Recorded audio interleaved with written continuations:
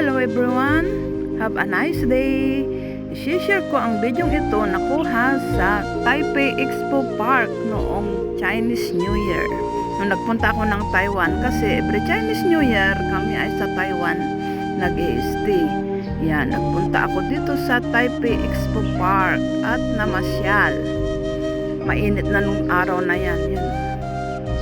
Ang ganda ng view dito, kaya lang mainit yung araw nung time na punta ko dyan, pero malamig pa rin kasi nga winter. Let upload na ito mga lalabs. Enjoy watching at i-share ko na naman ang view sa isang napuntahan ko na lugar sa Taiwan.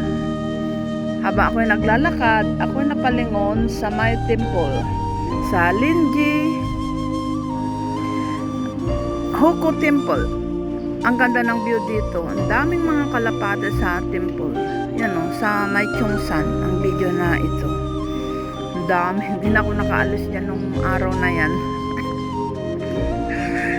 Maamo yung mga kalapate. Yan o, dami nila o. At saka dami pang mga ibon. Kung sa Pilipinas lang yan, upos na. O, diba? Enjoy watching! Ang amo ng mga kalapati yan, sa may temple yan. Daming kalapati. Let upload na ito kasi sa sobrang kabisihan hindi ko pa na-upload. Sabi ko, nagde-delete na kasi ako. Nakita ko, ay may mga hindi pa pala ako na-upload. Kaya ito yung upload ko na. Daming kalapati. Nung nagpunta ako dyan, yung sa ibang part nito, na-upload ko na. Yan. Dito yan sa Taipei City, sa Minchu Road. May dumadaan ding eroplano dyan kasi dyan yung malapit yung airport, domestic airport ng Taipei. Tingnan nyo grabe, ang daming kalapati sa arko ng temple. Sa Linji Hoko Temple sa Chongsan. Diba? Ang dami nila. Enjoy watching! Nakakaaliw silang panoorin yung mga ibon. Dami-dami talaga. Nakisama din yung mga ibon na ito. Nandito kasi ako sa park. Papunta ako sa market, sabi ko, lagyan ko muna ng sounds.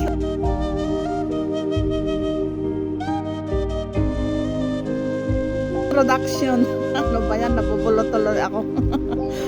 Ang daming kalapati, diba? Diyan na sila sa arko, Kung di mo talaga titigang maigi, akala mo design ng ark. Pero sila ay mga kalapati. Diba? Ang dami. Arko yan ng temple papasok sa loob ng temple. Pero din ako pumasok. Sa labas lang ako kasi yan lang naman talagang kinaanan ko ng video. Yung mga kalapati. Dami, Enjoy watching! Pero dito ngayon sa park, nagsama din yung mga ibon. Kung narinig nyo sila, diba? Yan ang huni ng mga ibon. Daming ibon dito sa park.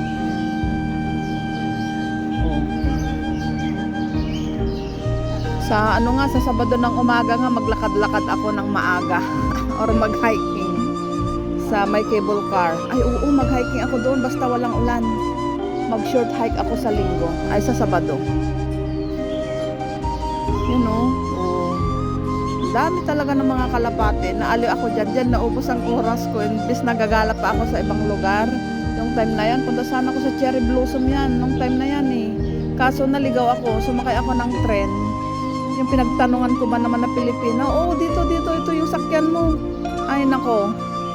Mali. Ang layo ng lalakarin ko. Diyan tuloy ako napunta. Parang blessings din na dyan ako mapunta at makita ko pala yung napakaraming mga kalapati at mga ibon. Daming ibon pa, yung ibong pipit. Sa Pilipinas yun, naalala ko nung bata pa ako, yung tatay ko hinuhuli at inaadobo namin, ang sarap. May pinadala sa akin pala dito noon, yung ibong pipit. Yung maliliit na ibon. Tingnan nyo, daming kalapati dito, grabe. Hindi ko makalimutan na kumain kami sa restaurant. Mahal kayo ng kalapati dito na roast pigeon. 45 ang isa nun Yung dati kong amo bumibili na adobo ka ko awang-awang pag kinakatay ko yung ibon na yan, yung kalapati. Dami niya no, sa Taiwan. Dito bawal pa kainin yung mga kalapati sa Hong Kong. Daming mga ibon ano dito sa park. Dito kasi ako sa park, naririnig niyo yun, yung mga sounds. Tunog ng mga ibon. Nasa taas ng puno. Yan, enjoy watching. Sana hindi kayo magbago sa mga magsawa sa mga ina-upload kong mga videos. Dami mga naglalakad-lakad. Mamaya punta na ako sa market. Bukas ng gabi, Biyernes, pupunta na naman sa Taiwan yung mga amo ko.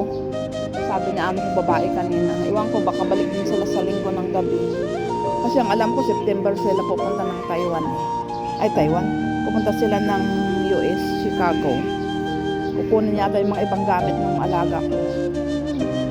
Kasi mula nung dumating siya dito November, hindi na siya bumalik kasi nagtatrabaho na yung alaga ko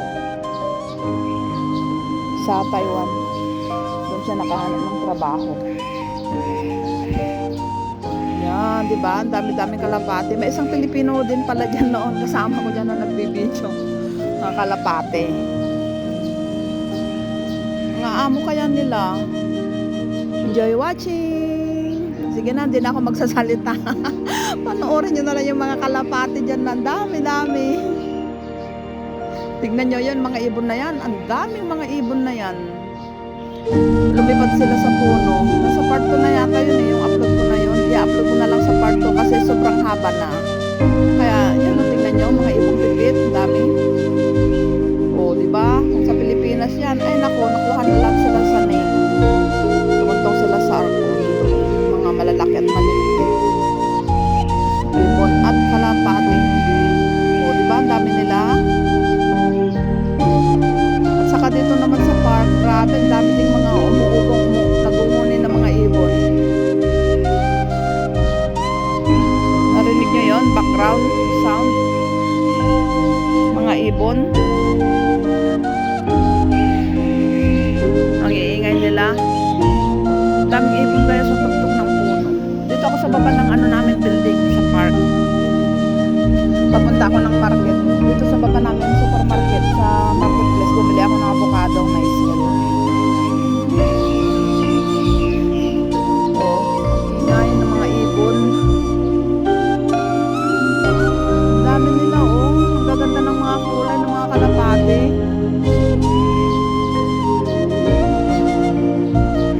Enjoy watching.